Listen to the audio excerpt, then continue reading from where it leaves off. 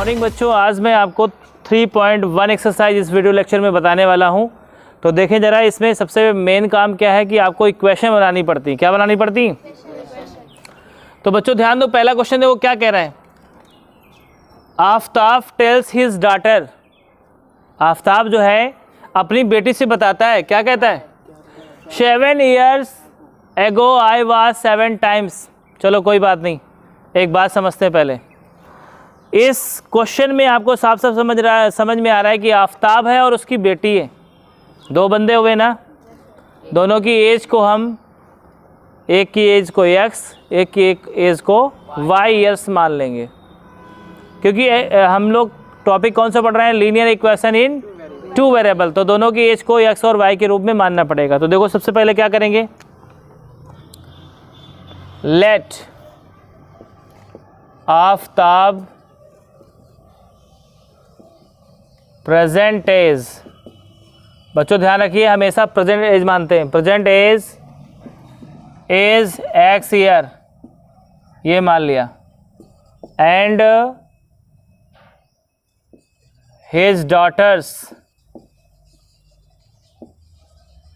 Daughters age equal to y years. बेटा ध्यान दें, इतना तो आपको मानना ही पड़ेगा ऐसे, ठीक है। अब अकॉर्डिंग टू क्वेश्चन लिखेंगे, अकॉर्डिंग टू फर्स्ट क्वेश्चन या अकॉर्डिंग टू फर्स्ट कंडीशन, चाहे क्वेश्चन कह दो चाहे कंडीशन कह दो। क्योंकि इसमें 2 वेरिएबल है इसलिए 2 इक्वेशन बनानी है, इसलिए 2 कंडीशन आपको गिवन होनी चाहिए। कितनी कंडीशन? एक कंडीशन से काम नहीं बनने वाला, 2 कंडीशन हमको चाहिए, ठीक है। पहली कंडीशन देखो क्या कह रहा है। Aftab tales his daughter, Aftab अपनी बेटी को बताता है, क्या बताता है कि 7 years ago, 7 years पहले। तो बच्चों एक बात ध्यान रखें, कभी भी कोई सवाल ईयर्स वाला करना हो, एज वाला करना हो, तो आप अपनी एज से कंपैरिजन किया करो, ठीक है। जैसे मान लो आपकी 15 years एज है, तो 7 years ago, 7 साल पहले आप कितने के थे? साफ साफ लोग बताते हैं आज 15 है, 7 साल पहले 8 के रहेंगे।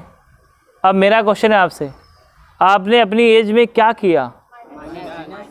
आज की एज में आपने माइनस किया ना। तो हम ये समझ गए कि अगर कभी किसी क्वेश्चन में कुछ ईयर पहले की एज पूछेगा तो क्या करेंगे, जो आज की एज है उसमें उतने ईयर्स माइनस कर देंगे। समझ में आ रही बात कि नहीं? और बेटा याद रखो, अगर पिता की एज में 7 ईयर माइनस हो रहा है तो बच्चे की एज में भी माइनस होगा, है कि नहीं? अगर आज बेटा 15 साल का है, पापा 35 साल के हैं, तो आप ये समझ सकते हैं कि 7 ईयर्स पहले बेटा 8 साल का रहेगा और पापा 28, मतलब दोनों की एज में उतने ईयर कम हो जाएंगे। ऐसा होता है कि नहीं होता? तो जैसा कि इसने बोला कि आफ्ताब कह रहे हैं कि 7 years ago, 7 साल पहले, I was 7 times as old as you। ये कौन कह रहा है? तो भाई पापा कह रहे हैं ना, तो पापा की एज क्या मानी है आपने? 7 years पहले कितने थे?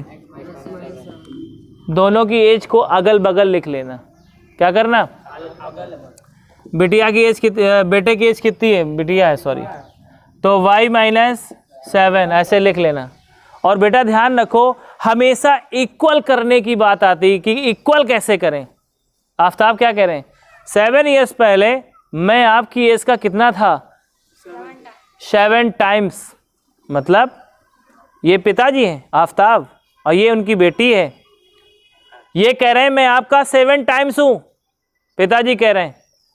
तो मेरा मन है कि मुझे इक्वल करना है। क्या करना है? इक्वेशन बनाने में इक्वल करना होता है। तो आप बताओ मुझे, अगर ये इसका वजन या इसकी उम्र इससे 7 times है तो दोनों इक्वल कैसे होंगे? 2 तरीके हैं। एक तरीका ये है कि या तो लड़की की एज में 7 का मल्टीप्लिकेशन कर दिया जाए तो पापा की एज के बराबर आ जाएंगे, या फिर पापा की एज में 7 से डिवाइड कर दिया जाए तो वो लड़की के बराबर आ जाएंगे। दोनों तरीके सही हैं। तो हमारे समझ में आया कि इन दोनों को बराबर तो तभी किया जा सकता है जब लड़की की एज में 7 से मल्टीप्लिकेशन किया जाए। बात बेटा समझ में आई? क्वेश्चन ने बोला है, आफ्ताब ने अपनी बेटी से बोला है कि 7 साल पहले 7 years ago I was 7 times as old as you, मतलब आप उस समय जितने साल की थी उससे मैं 7 times था।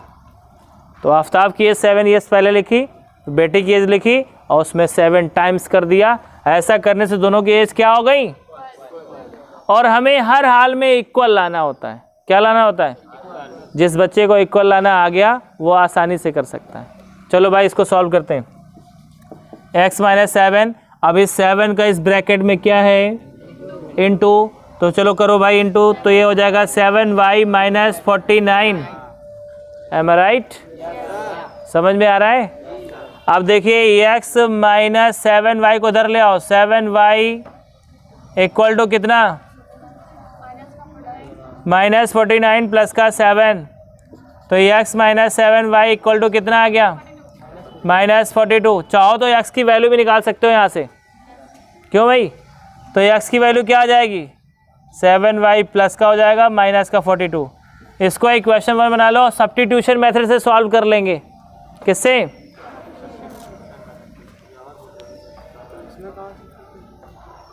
लेकिन इसमें तो बोल रहा है ग्राफ से सॉल्व करना है। किससे सॉल्व करना है? तो देखेंगे, अभी ग्राफ से बाद में सॉल्व करते हैं। पहले तो हम लोग इसको ऐसे ही सॉल्व करेंगे, वो हमने आपसे बताया था, बोला था ना। चलो भाई पहली इक्वेशन बन गई, आओ दूसरी देखते हैं। अब देखें, अकॉर्डिंग टू सेकेंड क्वेश्चन, ध्यान दें जरा। सेकेंड क्वेश्चन क्या कह रहा है?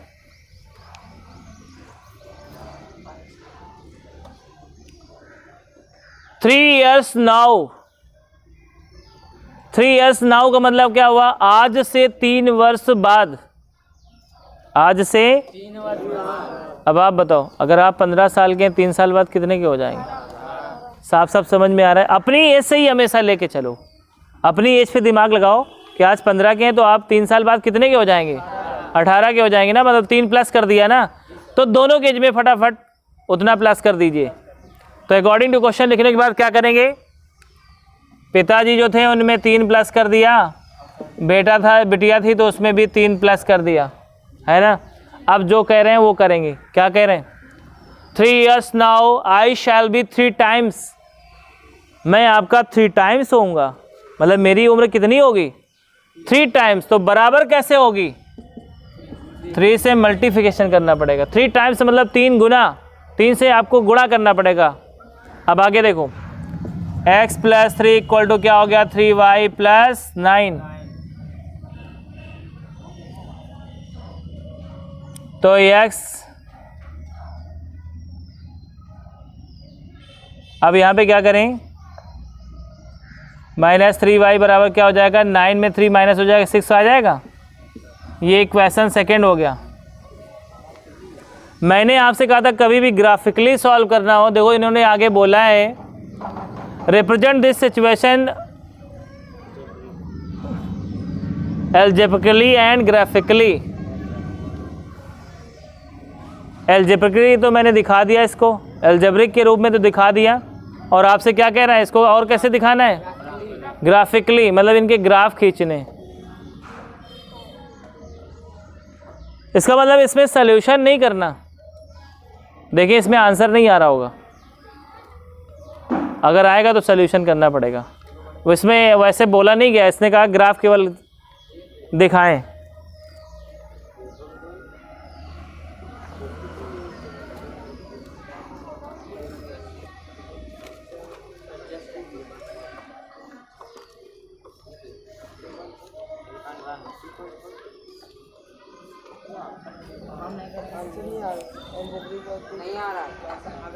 देखिए इसका मतलब इसको केवल रिप्रेजेंट करना है, ठीक है ना।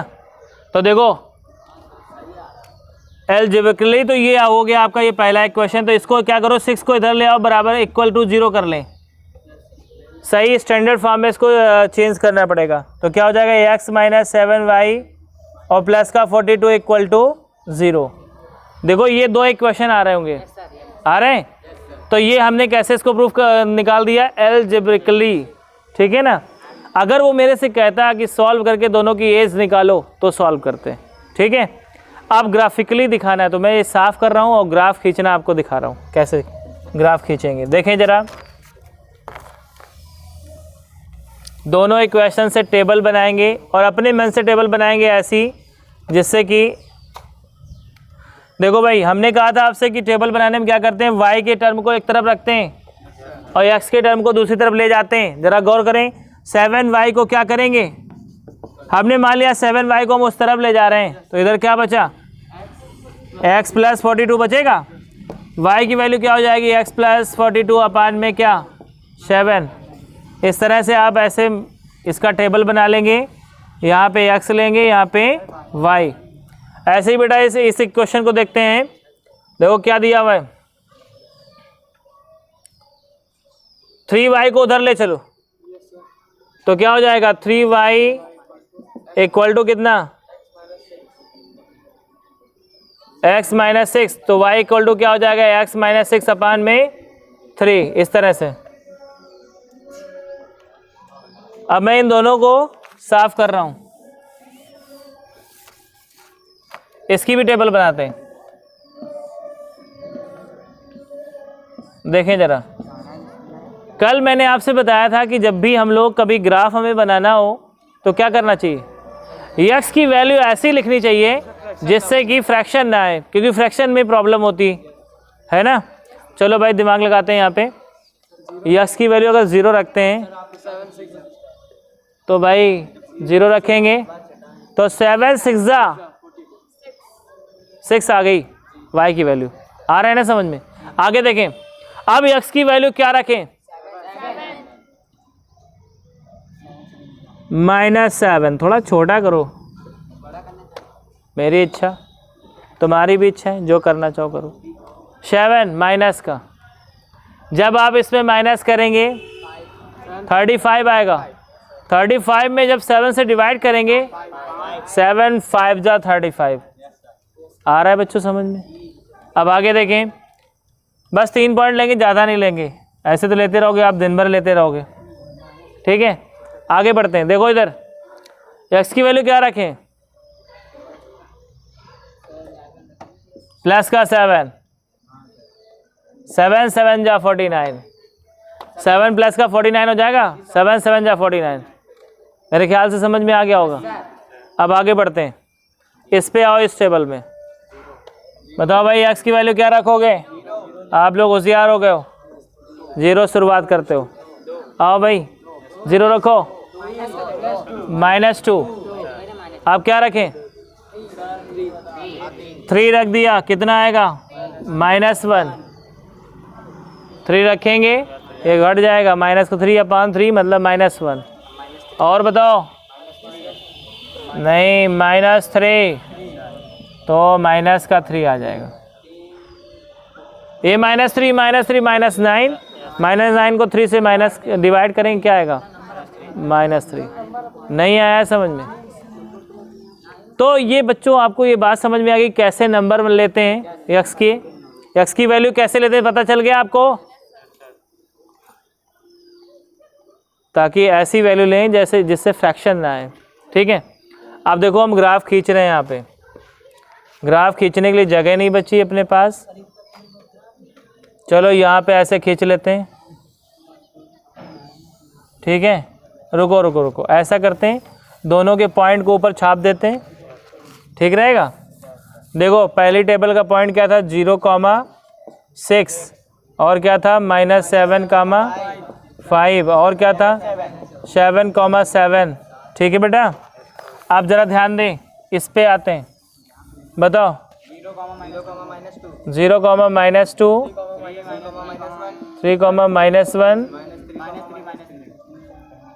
ठीक बेटा, ऐसे कर लें क्योंकि यहाँ पे हमें ग्राफ के लिए जगह चाहिए थी। आप देखें ज़रा, आ रहा है समझ में। अब इन्हीं का हम रिप्रेजेंटेशन यहाँ पे करेंगे 1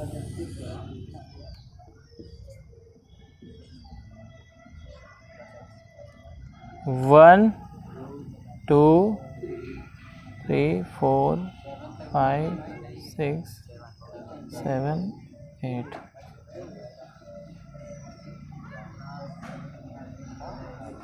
याद रखें आप लोग स्केल से बनाएंगे, 1 सेंटीमीटर की डिस्टेंस रखेंगे।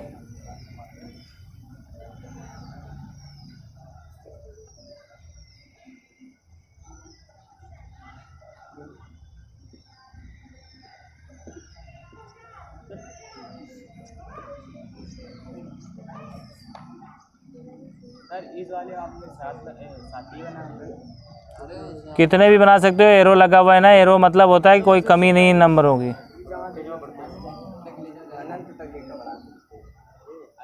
देखो बेटा इधर x प्लस का होता है, इधर x माइनस का होता है, इधर y प्लस का, इधर y माइनस का होता है। ठीक है, अब देखिए जरा पहला पॉइंट क्या था, 0,6। जरा गौर करें, 0,6 मतलब एक्स अक्ष पे चलना ही नहीं है, ये पॉइंट एक्स एक्सिस में है ही नहीं। कहाँ पे, वाई एक्सिस की प्लस डायरेक्शन में, वो भी 6 पे। 1 2 3 4 5 6 ये पॉइंट आ गया। क्या था ये पॉइंट, 0,6। और देखिए -7,5, -7 मतलब ये वाई एक्स एक्सिस में -7, 1 2 3 4 5 6 7 ये आ गया -7, और वाई एक्सिस में 5 चल रहा है, ये आया। तो इसी के सामने आ जाएं,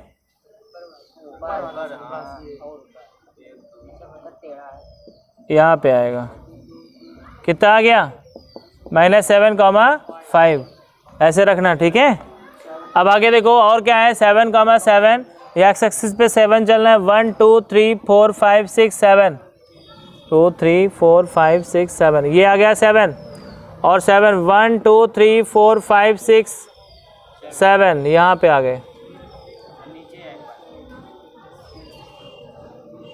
7,7। बेटा ध्यान दें, स्केल से जब नाप के आप करेंगे बिल्कुल एग्जैक्ट क्लियर आएगा। ठीक है, तो भाई देखो क्या करना है आपको एक सीधी लाइन बनानी, इनको तीनों को जोड़ते हुए। अगर लाइन आपकी तिरछी हो गई मतलब स्ट्रेट नहीं हुई तो आपका आंसर गलत है या आपका ग्राफ गलत है।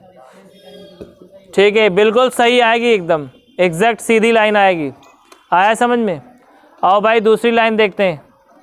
दूसरा क्या है, 0,-2।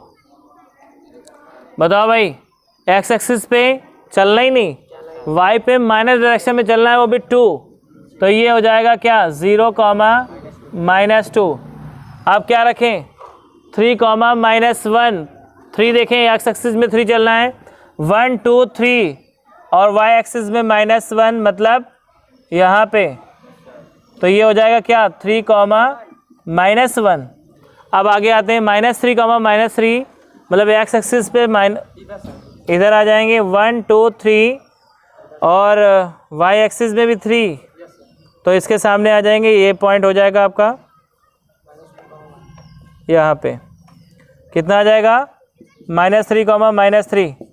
देखो बेटा स्केल रख के आप इनको ऐसे मिलाएंगे तो याद रखें, जब आप बिल्कुल सही से ग्राफ खींचेंगे तो वो आपको एकदम स्ट्रेट लाइन मिलनी चाहिए। ये पॉइंट आपका यहाँ पे होना चाहिए, ऐसे स्ट्रेट लाइन पे होना चाहिए, समझे? तो इस तरह से इसका ग्राफ ही निरूपण हो गया, मतलब आपने ग्राफ में दिखा दिया। ठीक बेटा, आ रहा है ना समझ में? तीनों पॉइंट को ऐसे मिला देना। अगर आप एग्जैक्ट नाप के बनाएंगे तो बिल्कुल सीधी लाइन पे आएंगे तीनों पॉइंट। ठीक है ना, ऐसे ग्राफ खींच देना, यही ग्राफ खींचना था। अब अगला क्वेश्चन देखते हैं। अगले क्वेश्चन की मैं ट्रिक बता रहा हूँ, बहुत ध्यान से समझना। ऐसे सवाल कभी भी आ जाएं पेपर में, बिल्कुल आंखें बंद करके कर देना। आंखें बंद करके भटक मत जाना, दूसरे पेज में पहुँच जाएंगे, फिर देखो किनारे पहुँच जाएंगे, ऐसा गड़बड़ हो जाएगा। देखिए भाई दूसरा नंबर क्वेश्चन क्या कह रहा है, the coach of A cricket team. एक क्रिकेट टीम का कोच है, ठीक है।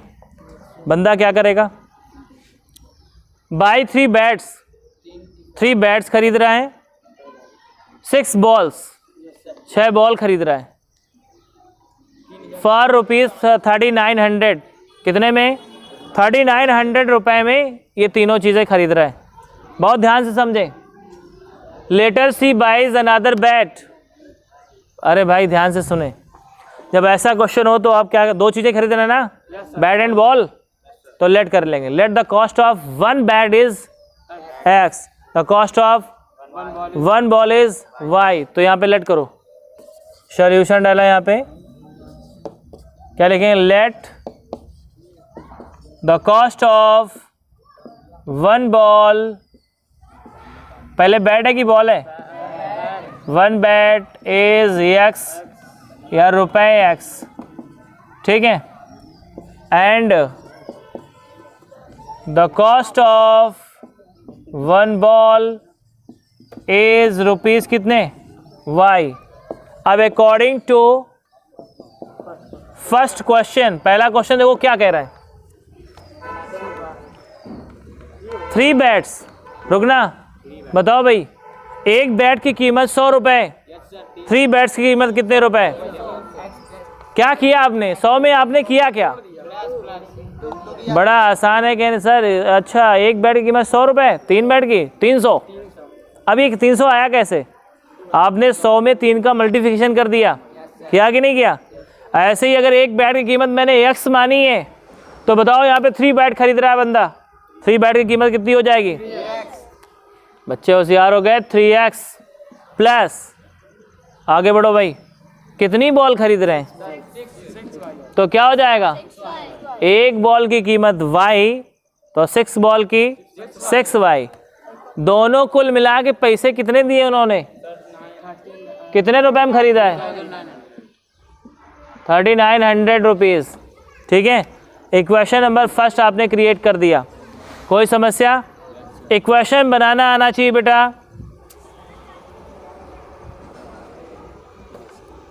अब देखिए जरा, according to second question, according to second question, आप सेकेंड क्वेश्चन देखो क्या कह रहा है। She buys another bat, she buys another bat मतलब एक बैट और खरीद रही। सी है कि ही है?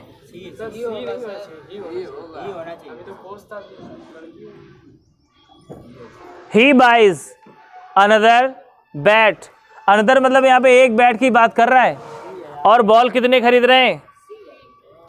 और 3 मोर बॉल्स। अरे तो सी भी हो सकती है भैया, कोच कोई ज़रूरत थोड़ी है। मान लो लेडीज़ टीम होती तो देखें इधर, तो यहाँ पे 3 मोर बॉल्स मतलब 3y, तो इक्वल टू कितना? 1300। नहीं आ रहा है समझ में? ऐसे क्वेश्चन तो आसानी से हो सकते हैं।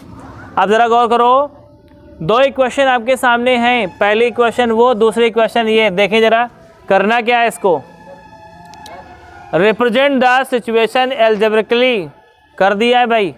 दोनों सिचुएशन को मैंने एल्जेब्रिकली लिख दिया है, लेकिन स्टैंडर्ड फॉर्म में क्या होता है? 3900 को इधर लाना पड़ेगा, -3900 is equal to 0। Standard form हो गया। ऐसे इसका स्टैंडर्ड फॉर्म बनाएंगे तो माइनस का 1300 इज इक्वल टू 0। ये आपका दूसरा क्वेश्चन हो गया। उससे फ़र्क नहीं पड़ता बेटा, कोई फ़र्क नहीं पड़ता, आप करो या ना करो डिवाइड, फ़र्क नहीं पड़ता। वो समझ में आ रहा है कि नहीं? इतना बोलो, इतना समझ में आया? दोनों को मैंने कैसे रिप्रेजेंट कर दिया यहाँ पे? एल्जेब्रिकली। और भाई आपको ग्राफिकली दिखाना है, तो जैसे अभी पिछले क्वेश्चन में किया था वही काम इसमें भी करेंगे। चलो करते हैं।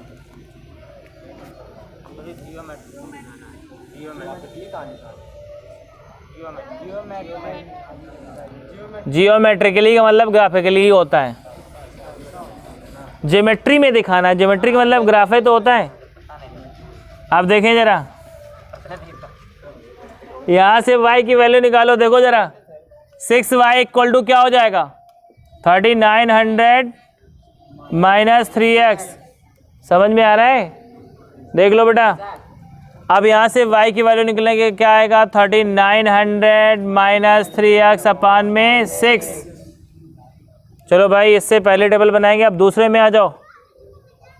3y इक्वल टू क्या 1300 माइनस का x, तो y की वैल्यू कितनी आ गई 1300 माइनस का x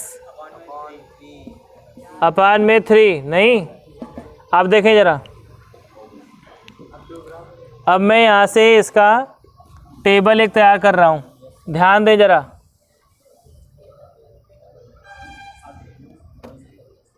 चलो बनाते टेबल। बोलो भाई x की वैल्यू क्या है? देखो पहली बात तो इसमें 3 कॉमन है, आप कॉमन लेके काट भी सकते हैं, कट जाएगा ना। तो ऐसा करो y इक्वल टू क्या हो जाएगा, देखो ज़रा, 3 ले लिया कॉमन, अंदर क्या आया माइनस अपान में 6, 3 2 जा 6, तो y की वैल्यू आ गई 1300 माइनस x अपान में क्या 2।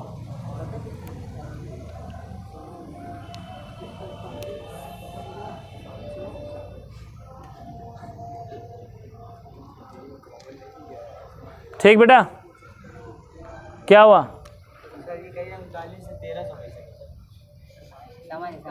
3 कॉमन लोगे तो क्या होगा, 3 से डिवाइड करोगे, इसमें 3 1 जा 3, 3 3 जा 9, और ये 00, 3 से इसमें डिवाइड किया, माइनस का x अपान ही आ जाए।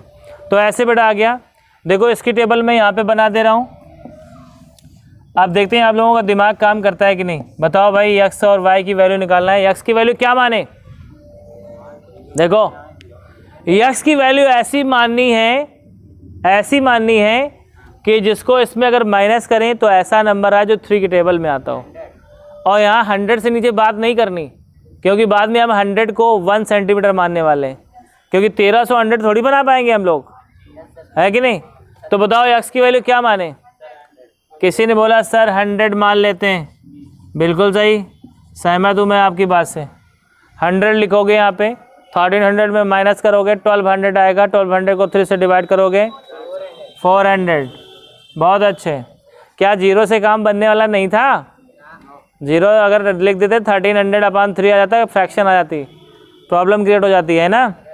अब आप समझे ज़रा, अब 100 रखा, अब कितने 100 रखा जाए? 300 बढ़ाते जाओ। अब क्या रखोगे? 400। दिमाग लगाओ, पहले 100 किया, अब 3 से डिवाइड करना है ना, तो 300 बढ़ाते चले जाओ। 300 बढ़ाया, 400 आ गया। 400 रख के देखो, 400 इसमें माइनस करो, 900 को 3 से डिवाइड करो, 300। आगे बताओ क्या रखें? 700 लिखेंगे, क्या आएगा? 200। नहीं आ रहा है समझ में? ऐसे बना लिया, और ये पॉइंट्स यहाँ पे लिख लिया, क्या 100 कॉमा कितना 400, 400 कॉमा कितना 300, और 700 कॉमा कितना 200। ऐसे बोलो, आ रहा है? इस वाले क्वेश्चन का काम हो गया। अभी बस इसको पॉइंट को दिखाना है, आगे वो हम लोग दिखा लेंगे। देखें ज़रा, इस वाले क्वेश्चन में आते हैं। यहाँ पे इसका टेबल बनाते हैं, बहुत ध्यान से समझना।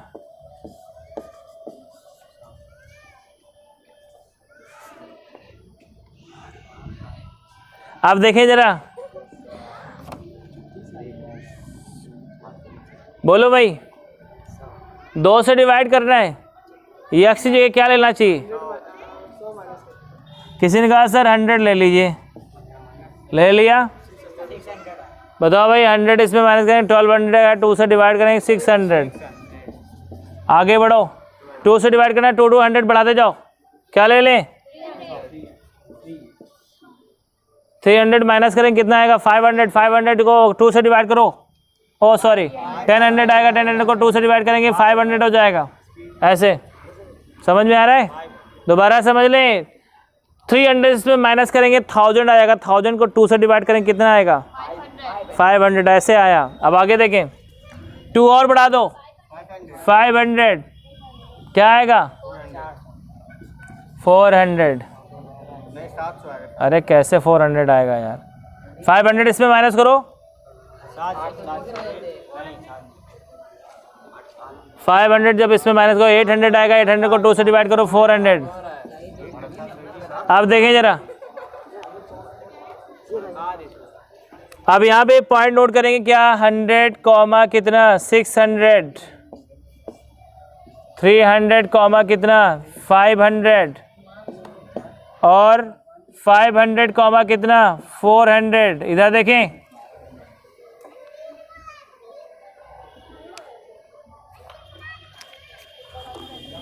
आप देखें सभी लोग, अब इन पॉइंट्स को हम ग्राफ में शो करेंगे। पहले लेट कर लेंगे, लेट 100 इक्वल टू 1 cm। कितना लेट कर लेंगे, 100 इज इक्वल टू 1 cm। क्योंकि अपने पास जगह का थोड़ा सा अभाव है इसलिए इसको साफ कर देते हैं, और ये चीज़ लेट कर लेना, ध्यान रखें। अब आगे देखो ज़रा, ये किया x डैश, ये y, ये y डैश, यहाँ प्लस के नंबर 1 2 3 4 5 6 ऐसे, -1 -2 -3 -4 -5 -6 -8 +1 2 3 4। आगे देखते हैं, माइनस के नंबर यहाँ पे दिखाएंगे, अपना दिखा लेना बच्चों, ठीक है। आप देखें ज़रा, पहले के लिए ग्राफ खींचते हैं। 100 मतलब 1 सेंटीमीटर, तो यहाँ पे 1 सेंटीमीटर एक्स एक्सिस पे चलना है, वाई एक्सिस पे कितना चलना है 1 2 3 4 5 6। इसके सामने आ गए, ये पॉइंट आ गया, कितना आ गया 100 कॉमा 600। बोलो बच्चों, आ रहा है समझ में। और अगला पॉइंट देखते हैं, 300 कॉमा 300 मतलब 1 2 3 यहाँ पे आ गए, और 500 मतलब इसके सामने यहाँ पे आ जाएंगे, 300 कॉमा 500। अब आगे बढ़ो, देखो इसके बाद क्या आ रहा है 500 कॉमा 400। तो 500 कहाँ पे आए, 1 2 3 4 5, इसमें 400 चलना है, 1 2 3 4 5, ये हो जाएगा 500 कॉमा 400। इधर ध्यान दे बच्चे, बस स्केल रख के इनको तीनों पॉइंटों को ऐसे मिलाती हुई एक लाइन खींच देंगे, ऐसे ऐसे। बोलो आ रहा है।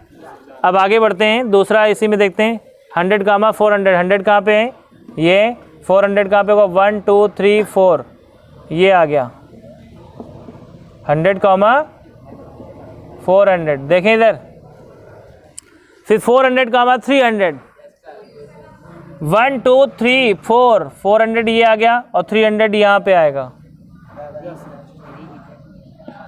400 कामा 300।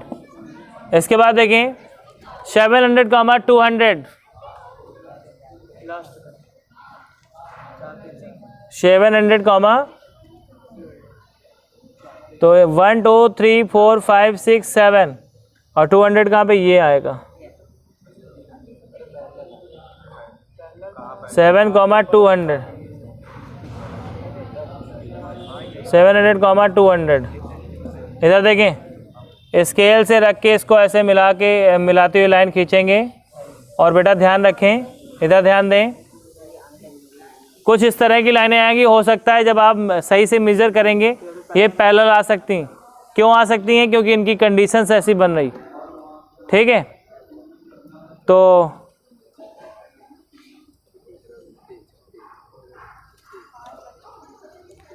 बेटा इस वीडियो लेक्चर में इतना ही, और बाकी इसका लास्ट क्वेश्चन बाकी वो नेक्स्ट वीडियो में बताएंगे। तब तक के लिए bye bye, have a nice time.